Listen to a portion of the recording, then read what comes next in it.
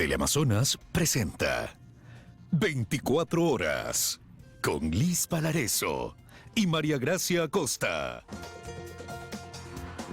Amigos, muy buenas tardes. Empezamos. El presidente de la República y varios de sus ministros hicieron una evaluación de lo ocurrido en la zona de la comuna de La Gasca por el aluvión suscitado la semana pasada en Quito. Paul Coello está en el centro de mando en la Universidad Central y él nos cuenta los detalles. Paul, muy buenas tardes. Adelante, por favor. Hola María Gracia, amigos, ¿qué tal? Buenas tardes. Así es, temas importantes se trataron hace pocos minutos que finalizó esta reunión acá en la Universidad Central que funciona precisamente el centro de mando. Acá el presidente manifestó, por ejemplo, que recibió el gobierno ecuatoriano una donación de $100.000 en electrodomésticos que servirá para las familias damnificadas. También las familias damnificadas recibirán un bono de $252. Esto se canalizará justamente con el alcalde de Quito, Santiago Guarderas, y con las autoridades municipales para que en los próximos días se reciban las familias afectadas este bono y esta ayuda que ha recibido el gobierno por parte del gobierno de China. Hace pocos minutos, como les manifestamos, acaba de salir el presidente de la República, Guillermo Lasso, y el alcalde de Quito, Santiago Guarderas, y varios de los ministros que acompañaron al presidente Guillermo Lasso. Nosotros hemos preparado un directo precisamente de lo que habló el primer mandatario. Veamos. Por eso informo que el señor alcalde se pondrá a trabajar de inmediato a efecto de la reubicación de esta familia, porque no pueden llegar al mismo lugar porque son zonas de alto riesgo. Comprendo la ansiedad y la angustia de no poder estar en su vivienda, de estar alojados en casas de amigos, pero esto será provisional.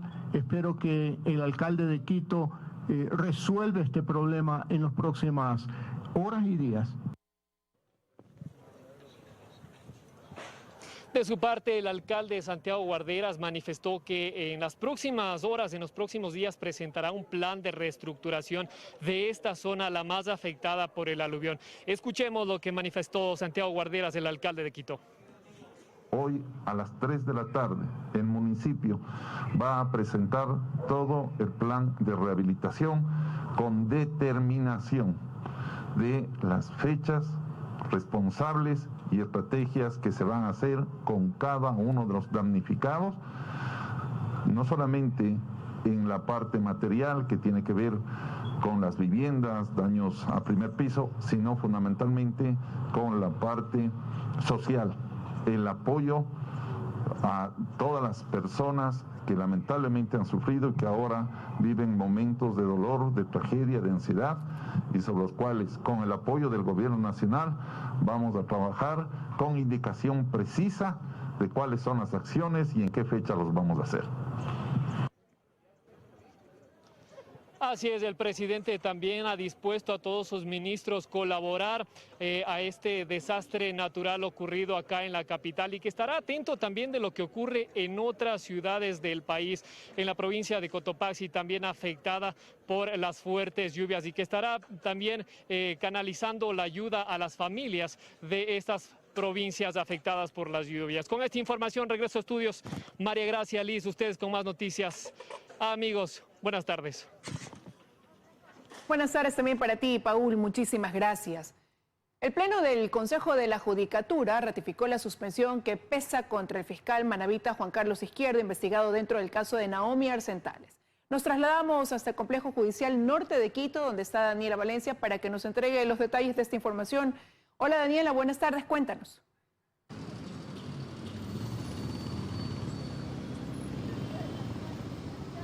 Buenas tardes, compañeras, amigos televidentes. Pues sí, luego de una reunión del Pleno del Consejo de la Judicatura se dejó sin efecto el último acto administrativo de la expresidenta María del Carmen Maldonado, esto con respecto a levantar la suspensión que existía contra el fiscal Juan Carlos Izquierdo. Se dijo que esta carecía de motivación y que además no habían variado las circunstancias de la suspensión. Nosotros les hemos preparado un reportaje al respecto. Veamos. Con sentimientos encontrados que le quitaron las palabras, fue como reaccionó la madre de Naomi Arsentales, Sara Sabando, tras conocer que el Pleno del Consejo de la Judicatura escuchó su pedido y volvió a poner en vigencia la suspensión del fiscal manabita Juan Carlos Izquierdo, quien es investigado por la muerte de Naomi el 12 de diciembre de 2021. Pongo toda mi fe y mi confianza a las personas que ahora nos están brindando, nos están abriendo las puertas. Esperemos que las cosas sean transparentes como están hasta el momento. El 2 de febrero, a horas de presentar su renuncia, María del Carmen Maldonado levantó la suspensión que se había dictado en contra del fiscal manabita Juan Carlos Izquierdo. Atribuyó esta decisión al fallo de la Corte Constitucional que le quitó la facultad al titular de la Judicatura de emitir medida cautelar preventiva de suspensión a los funcionarios judiciales. Este martes, el Pleno determinó que sus argumentos carecieron de motivación. Así como tampoco han variado las circunstancias que motivaron la medida preventiva de suspensión dispuesta en contra del servidor judicial Juan Carlos Izquierdo Cedeño. En virtud del razonamiento jurídico, le afecta de nulidad insanable a esa decisión. Tal parece que la decisión de la doctora María del Carmen Maldonado es devolverle la responsabilidad a la Corte Constitucional y decirle, miren, este caso emblemático me toca revocar porque ustedes se han equivocado. Mientras tanto, en los exteriores del Consejo de la Judicatura se escuchaban consignas en contra de este tipo de violencia. Pancartas con el rostro de Naomi cubrían la entrada con una sola exigencia: justicia. Pero que nos demuestren a nosotros, que realmente estén de parte de nosotros que somos las víctimas. La medida de suspensión sin sueldo en contra del fiscal Juan Carlos Izquierdo es por 90 días laborables. En Quito, Daniela Valencia, 24 horas. Como ya lo veíamos, el fiscal manabita Juan Carlos Izquierdo fue suspendido el 19 de diciembre de 2021 por estar relacionado en una investigación por la muerte de su novia Naomi Arsentales. Esta suspensión durará 90 días. Es lo que les podemos compartir al momento. Regresamos con ustedes a estudios. Que tienes más noticias. Una excelente tarde. También para ti, Daniela, muchísimas gracias. Y la Comisión de Seguridad Integral de la Asamblea recibió el proyecto que envió el Ejecutivo sobre el uso progresivo de la fuerza. Su presidente dice que analizarán la pertinencia de unirlo al proyecto que ya estaban analizando y del cual esperan tener informe para primer debate en este mismo mes. Nosotros vamos a evaluar si es que el proyecto del Ejecutivo se incorpora al uso progresivo de la fuerza o al Código Orgánico de Seguridad Integral. Tenemos que realizar esa evaluación. Hoy día, el incorporarlo al uso progresivo de la fuerza, lo único que hace es entorpecer, demorar el trabajo que ya venía realizando la Comisión, y el contenido del proyecto del Ejecutivo es muy escaso, son apenas algunos artículos, pero de todas maneras vamos a evaluar la pertinencia de incorporarlo al proyecto de uso progresivo de la fuerza o al Código Orgánico de Seguridad Integral. Vamos a dar respuesta inmediata al pueblo respecto a esta ley. Revisamos ahora el problema de desabastecimiento de medicinas en los hospitales de la red pública del país. Dayana Monroy está precisamente en el Hospital Abel Gilbert Pontón para darnos detalles. Hola Dayana, te escuchamos. ¿Qué tal, estudios? Muy buenas tardes. Bien, las autoridades de este hospital dicen, en cambio, que sí hay medicinas. Dicen algo completamente distinto a lo que recogimos aquí en los exteriores de este hospital el día de ayer, cuando los ciudadanos nos aseguraban que no existían medicinas y que no existían insumos, que de hecho habían algunas cirugías que estaban represadas precisamente por la falta de cosas tan elementales como un kit quirúrgico, por ejemplo. El gerente del hospital nos permitió ingresar a algunas de las bodegas para constatar que las medicinas sí están en este hospital. La consulta es, y la gran duda es, ¿por qué esas medicinas no son entregadas a los pacientes? Le hicimos directamente esa consulta al gerente del hospital para conocer su respuesta, quien a su vez reconoció que no existe en este momento tomógrafo en el interior de este hospital. Dijo que era porque se lo está cambiando, sustituyendo por un tomógrafo de mejores características tecnológicas, aunque a su vez sí reconoció también que desde hace 2 años no se han comprado, por ejemplo, marcapasos en este hospital de tercer nivel. Escuchemos sus declaraciones. tengo 6.400 kits de cirugía. Que nosotros estamos tratando de informar mejor a la ciudadanía, primero por un lado, que no se compren, que no lo compren porque nosotros lo tenemos. Entonces, ¿quién miente? ¿Alguien miente en esa cadena? En esa situación, lo que nosotros estamos analizando justamente es eso, el trabajo conjunto con trabajo social, el trabajo conjunto con la parte de atención al usuario, que son ellos los que vamos a coordinar. Estamos trabajando en eso. Según el gerente de este hospital, en este momento existen 460 medicamentos que son para enfermedades oncológicas y asegura que del cuadro básico que deben tener 20 medicinas, pues tienen 18. Únicamente faltan 2. Esa es la respuesta que nos dan desde este hospital, pero nosotros volvimos a pararnos aquí en la parte exterior y seguimos recibiendo denuncias por parte de los ciudadanos que aseguran que incluso nos acaba de decir alguien que le mandan a comprar kit quirúrgico. El gerente aseguró que iba a hablar con su equipo para que mejore la comunicación con los ciudadanos, pues desde el interior de este hospital, el Abel Gilbert, donde los ciudadanos nos dicen que no hay medicinas y no hay muchos insumos, pues su gerente responde que sí hay. Observamos las bodegas llenas de cajas de medicinas, pero en medio algo ocurre porque no llega a los ciudadanos. En nuestro reporte hasta esta hora, nosotros vamos a profundizar la información en nuestras próximas emisiones con otras consultas que le hicimos directamente al gerente de este hospital por la falta de medicinas según los ciudadanos. Ustedes tienen más información en estudios. Aquí nos despedimos. Buenas tardes. Buenas tardes, Dayana. Muchísimas gracias. Estaremos pendientes a la información. Y el COE Cantonal de Guayaquil flexibilizó algunas medidas, sobre todo en el tema de aforos. Además, se podrán realizar espectáculos masivos previa autorización. Luisa María Heredia nos cuenta más desde la avenida 9 de octubre. Luisa, buenas tardes. Adelante, por favor.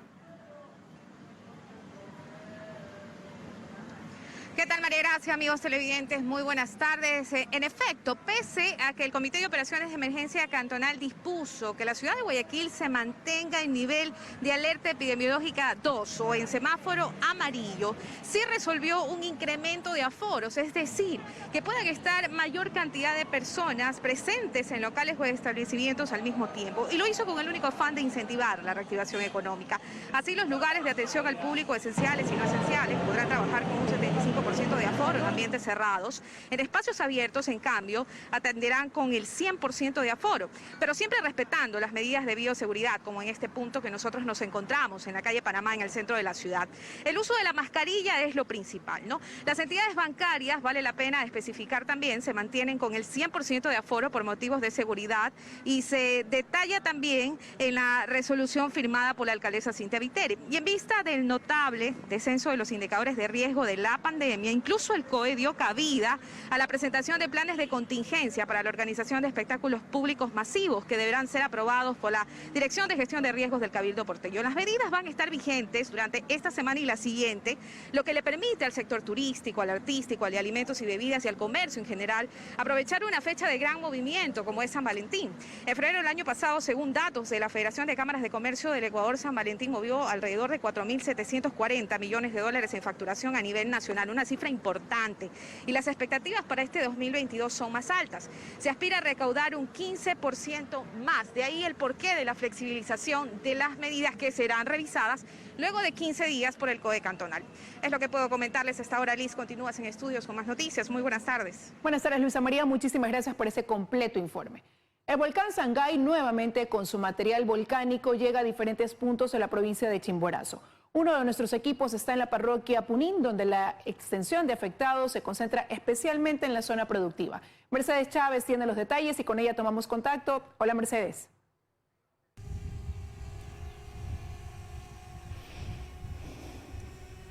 Gracias, compañeros en estudios. Buenas tardes. En horas de la madrugada se reportó la caída de ceniza en el cantón Riobamba, Colta y Guamote, en la provincia de Chimborazo. En algunos casos se observa que agricultores apresuran su cosecha para no perder en su totalidad las siembras. Les tenemos un informe.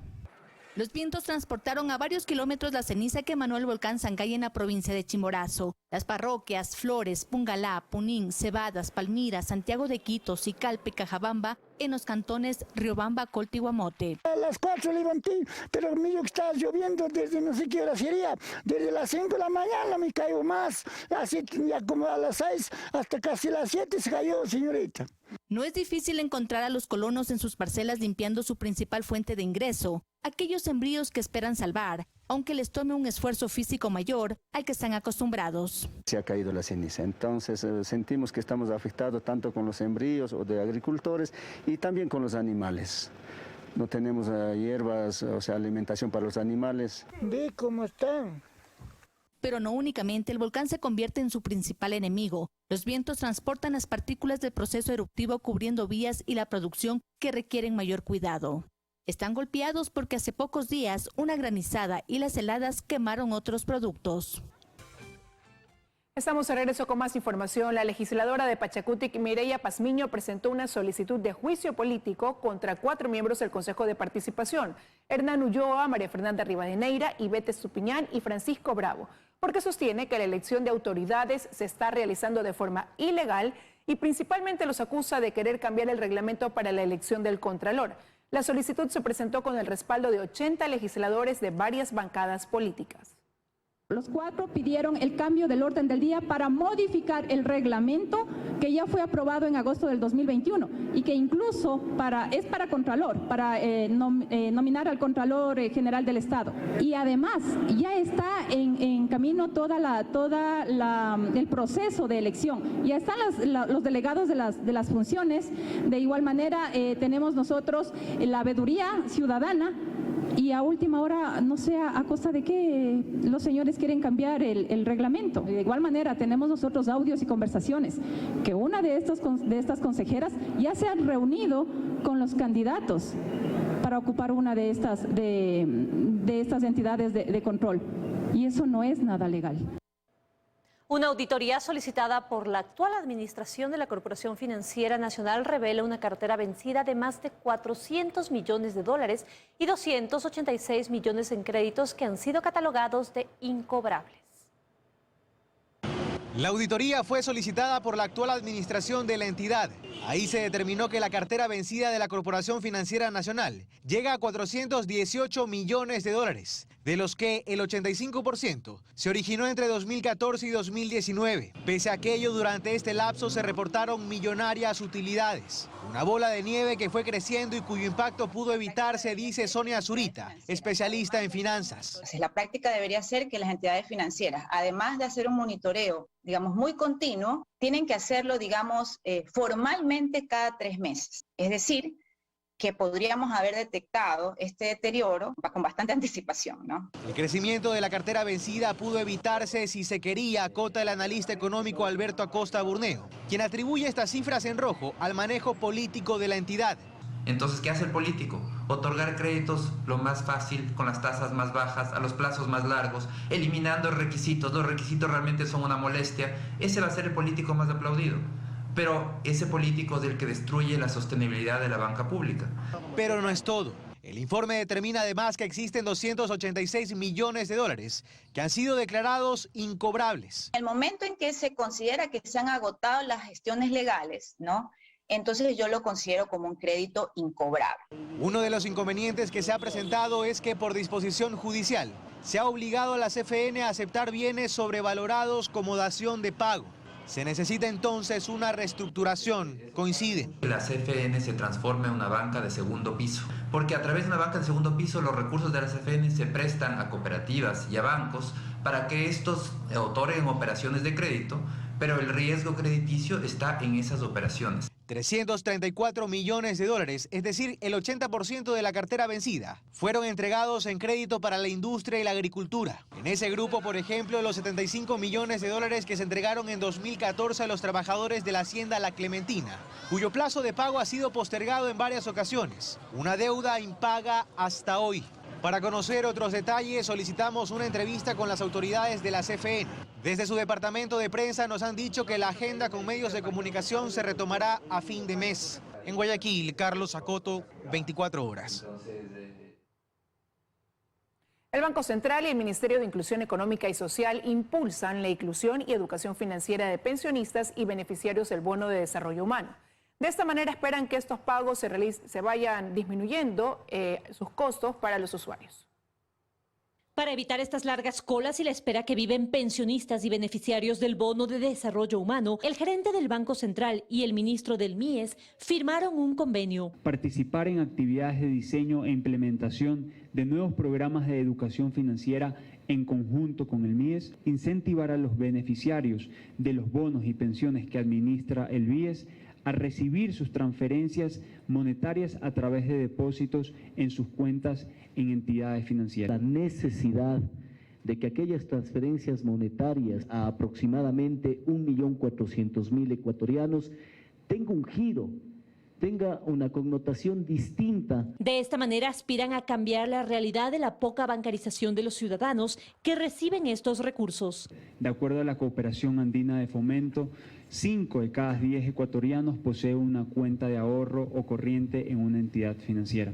Adicionalmente, según la Asociación Latinoamericana de Instituciones Financieras para el Desarrollo, los créditos ilegales o chulco crecieron más de 140% en los últimos 5 años. Y explicaron los voceros que este es el inicio de un programa de pago seguro que permita acercar a las instituciones del Estado. El momento en que realicemos esta inclusión financiera en todo el sistema financiero de cooperativas y banca permitirá mejorar la calidad de vida y el sistema eficiente de transferencias monetarias. La proforma presupuestaria 2022 asignó $1.470 millones para los programas de protección social. De estos, 631,85 millones son para el Bono de Desarrollo Humano, 391,46 millones para la pensión de adultos mayores, 109,09 millones para personas con capacidades especiales, 214,79 millones para ayudas sociales y 0,23 millones para el bono para niñez y adolescencia en situación de orfandad por femicidio. Estos son los recursos destinados a beneficiarios y pensionistas que ahora podrán recibirlos a través de la banca. En Quito, María Gracia Costa, 24 horas. Más de 48.000 denuncias por robo se registraron en la Fiscalía durante 2021. Pero esa cifra es un subregistro, pues gran cantidad de personas deciden no denunciar por lo engorroso de los trámites y los niveles de impunidad. Belén Marizalde ha desarrollado el tema y nos cuenta más detalles. Hola Belén, muy buenas tardes. Cuéntanos, por favor. Hola, ¿qué tal en estudio, amigos televidentes? Muy buenas tardes. Esas 48.000 denuncias de robo son a nivel nacional. Sin embargo, según la encuesta realizada por la organización Quito Cómo Vamos, al menos un 66% de quiteños dijo haber sido víctimas de un robo durante el último año. En muchos de los casos, las víctimas sostienen que la policía les indica que tras el delito deben realizar una denuncia para que se puedan llevar a cabo las investigaciones. Pero eso es así. Nosotros les hemos preparado un reportaje al respecto. Veamos. Imágenes como esta se han vuelto frecuentes en la capital. Ya no importa la hora ni el barrio. Según la encuesta realizada por la organización Quito Cómo Vamos, el 66,7% de los quiteños dijo haber sido víctima de robo durante el último año. Cifras de la Fiscalía, en cambio, demuestran que entre enero y noviembre de 2021 se denunciaron más de 48.000 robos a nivel nacional. Pero ese es solo un subregistro, pues en muchos de los casos las víctimas deciden no denunciar. Miriam, por ejemplo, sigue atemorizada por el robo de su vivienda y comenta que si bien la policía llegó rápido, los delincuentes huyeron en segundos. Me dijeron que yo tenía que poner la denuncia porque ahí no podían ayudarme ellos a hacer nada. Entonces yo no fui a hacer poner porque todo esto es un trámite y mejor dejé así. La denuncia primero es fundamental porque nos permite tener un sustento de investigación y seguir sumando a una investigación previa las denuncias pertinentes para poder tener orientación del modus operandi del delincuente. Sin embargo, Pablo Encalada, abogado penalista, asegura que la denuncia no es necesaria para que un delito de acción pública sea investigado. No tiene pero ningún asidero legal ni jurídico el hecho de que se pida a las personas víctimas que presenten la denuncia. Corresponde realizar las investigaciones es a la Fiscalía, pero a partir de la noticia de un delito. ¿Cuál es la noticia del delito? Puede ser la denuncia, puede ser el parte policial. Además, sostiene que la justicia debe adoptar otros mecanismos para delitos menores en los que la ciudadanía busca, sobre todo, recuperar los objetos sustraídos. Que justifíqueme la propiedad, que preste la factura, etcétera, etcétera. Cuando lo que tendría que hacer el Estado es, en ese momento, sí, realizar un reconocimiento y avalúo de la cosa, porque es una pericia necesaria, pero inmediatamente devolverle la cosa a la persona que le han robado, porque no hace falta probar la propiedad sobre el bien. ¿Cómo le acreditamos a la justicia que ese teléfono era el mío? Con la clave, con las fotos, con los números, es facilísimo. En Quito, Belén Merizalde, 24 horas. Según la Fiscalía, el delito que más se registra es el robo a personas, seguido al robo de domicilios y en tercer lugar el robo a vehículos. La policía sostiene que está detrás de estas organizaciones criminales, sin embargo cada vez tienen métodos más sofisticados para delinquir. Esta es la información que tenemos a esta hora. Regresamos a estudios con más noticias. Muy buenas tardes. Buenas tardes, Belén. Muchísimas gracias. 125 muertes violentas se reportan en Guayaquil, Durán y San Borondón en lo que va del año. Desde hace 3 semanas el gobierno prometió la implementación de 1.100 policías, pero han llegado 570. Nos enlazamos con Paul Tutibén para que nos cuente más. Paul, buenas tardes. Adelante. Gracias, buenas tardes. En la zona 8 que comprende a Guayaquil, Durán y San Borondón, la policía ha reportado hasta este momento 27 crímenes durante los 8 días del mes de febrero. Ante la ola delictiva que se vive en el puerto principal, hace 3 semanas las máximas autoridades indicaron que se va a implementar a 1.100 policías para el puerto, pero lo prometido no se ha cumplido. Veamos la siguiente nota.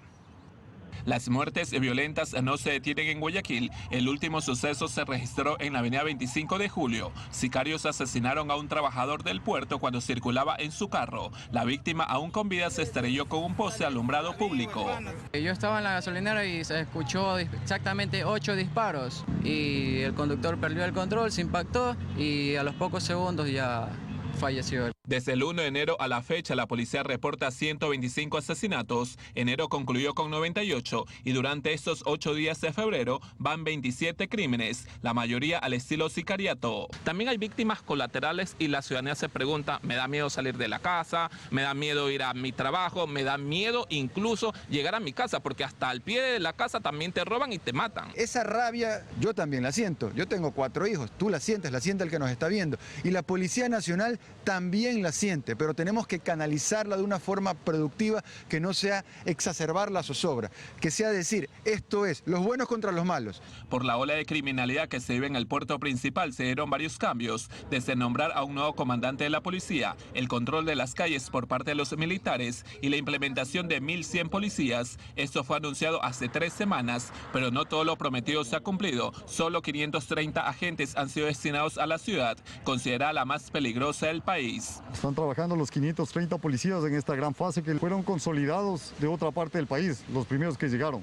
Ahora están haciendo unas intervenciones grandes en otro territorio. Una vez que terminen van a venir a continuar a reforzar y ser parte de los 1.100 que fueron ofrecidos. Los nuevos policías que han llegado cumplen trabajos operativos y de inteligencia en zonas consideradas calientes. Guayaquil es la ciudad más resguardada del país. Cuenta con más de 8.000 policías en la actualidad. A esto se suman los militares en las calles. Pese a esto, los sucesos violentos no se detienen. Para muestra un botón, solo este fin de semana en la urbe y en Durán se registraron 17 asesinatos.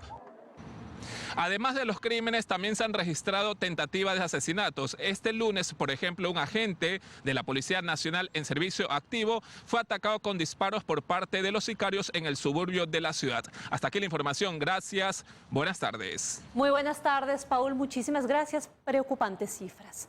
Y ante los constantes casos de contaminación de contenedores con droga detectados en los puertos de Guayaquil, los exportadores piden que se declare una emergencia, pues esto está afectando la imagen del Ecuador en el mercado internacional y, por tanto, a las divisas del país. En su interior, este contenedor tenía cajas de banano ecuatoriano, uno de los principales productos de exportación. La madrugada del domingo debía salir del puerto marítimo de Guayaquil con destino a Turquía, pero durante la inspección la policía determinó que había sido contaminado. Dentro de los paneles externos de refrigeración se encontraron 44 paquetes de cocaína. La Policía Nacional en este momento se encuentra ya en la etapa de investigaciones en este caso y en todos los casos que se han presentado acá en el Distrito Metropolitano de Guayaquil. Es que ya no son esporádicos. De las 200 210 toneladas de droga que se logró incautar en el país el año pasado, 53 fueron aprendidas en puertos como el de Contecón, el más grande de Guayaquil. El tema de la contaminación de contenedores es una pandemia porque está poniendo en desprestigio las exportaciones ecuatorianas, privadas, que sostienen la dolarización, que impulsan la creación de trabajo. Pues representan alrededor de 15.000 millones de dólares, precisa Luis Fernando Rivadeneira, presidente de la Cámara Ecuatoriano-Turca. Por eso, a nombre del sector, pide una declaratoria de emergencia. Realmente debe convocar a crear un comité de crisis, donde se vayan tratando las metas y cronológicamente los compromisos que hay que cumplir. El tema de los escáneres en los puertos. Para inspeccionar las cargas sospechosas. En Contecón los controles son manuales, con canes, lo que suele ser aprovechado por las organizaciones delictivas para introducir cocaína en los contenedores que están a la espera de ser transportados en navíos. Los escáneres son para escanear un contenedor entero. Tienen una capacidad de 70 contenedores por hora. Hay un puerto grande aquí en Pozorja que ya tiene escáneres. Sin embargo, lo que estamos haciendo es homogeneizar los requisitos para que todos cuenten con estos equipos. Durante los últimos 15 días del gobierno de Lenín Moreno se firmó un convenio interinstitucional entre la Policía Nacional y el puerto de Guayaquil, según el cual los administradores están obligados a mejorar la tecnología, el equipamiento y el personal dentro de las instalaciones bajo la supervisión de la policía. En el actual gobierno, el presidente Guillermo Lasso firmó un decreto que establece la obligatoriedad de que todas las instalaciones por las que pase la carga de exportación cuenten con equipos de inspección no intrusiva, incluidos los detectores electrónicos. Pero siguen siendo metas incumplidas. Tenemos que empezar a concentrarnos en soluciones y las soluciones son mejorar nuestro sistema de trazabilidad y reposicionar la marca ecuatoriana. Caso contrario, las consecuencias se verán en las divisas que las exportaciones no petroleras dejan. Luisa María Heredia, 24 horas. Más noticias. La izquierda democrática se quiebra internamente y su división se hace evidente por el proyecto de ley para garantizar la interrupción del embarazo en casos de violación. Dicen que apoyan el informe de mayoría, que esperan tener una votación orgánica, pero algunos de sus miembros han solicitado acogerse a la objeción de conciencia.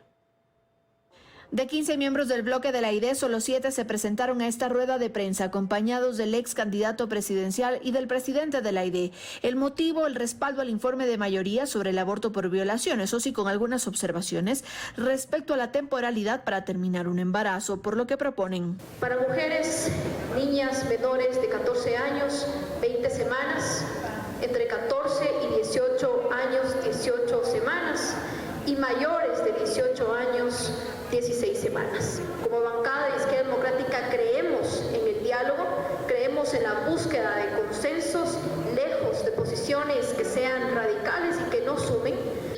Y esperemos que así se dé, no por presiones, sino porque nosotros defendemos de estas luchas. Y es que Jaramillo no estuvo en la rueda de prensa, pues sostiene que dentro de la bancada hay varias contradicciones respecto a este tema. Nos han dicho, y les han dicho, feministas histéricas a la interna del bloque.